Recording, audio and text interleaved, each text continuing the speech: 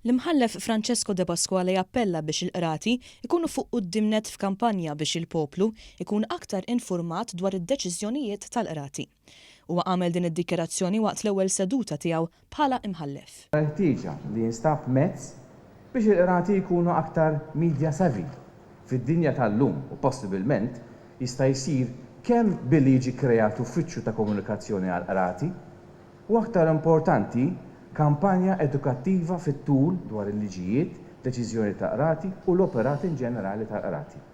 L-edukazzjoni hija s-sigriet ta' kollox. Fl-indirizz tiegħu l-imħallef De Pasquale attakka wkoll dik li sejjaħ bħala assurdità ta' dawk li jużaw il-medja soċjali biex ixxerdu materjal mingħajr verifika. Qed naslu fl-assurdità li dak li jingħad fuq is-social media mingħajr ebda tip ta' verifika u possibilment b'intenzjoni qarrieqa jekk mhux destabilizzanti qed jittieħed bħala Vanġelu minn kulħadd.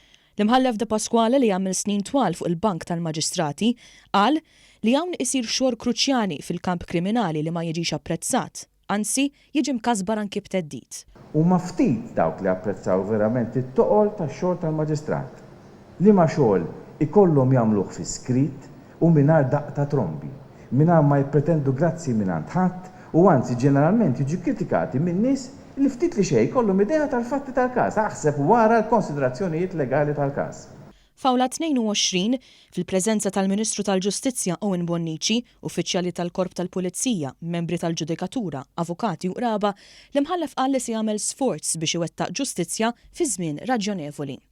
U għata ħajr li l-Ministru Bonnici tal-ħidma tiegħu sabiex il-ħidma tal-qorti titjieb fil-waqt li qal li m'għandux dubju li jittalba għal pjan ta' investiment fil-qorti sabiex din tkompli tissaħħaħ diġà qiegħda tintlaqa'. U għalhekk huwa fl-aħjar interess ta' kulħadd li tali pjanijiet ta' investiment fit-tul isiru b'mod serju u mill-aktar fis possibbli. U m'għandix dubju illi dana diġà qed isir.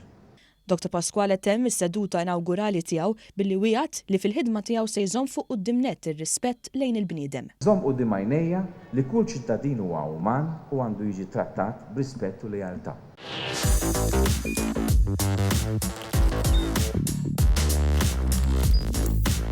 Idħol fuq one.com.mt u hemmhekk tista' tara l-programmi kollha li jxandru fuq One permezz ta' One Play.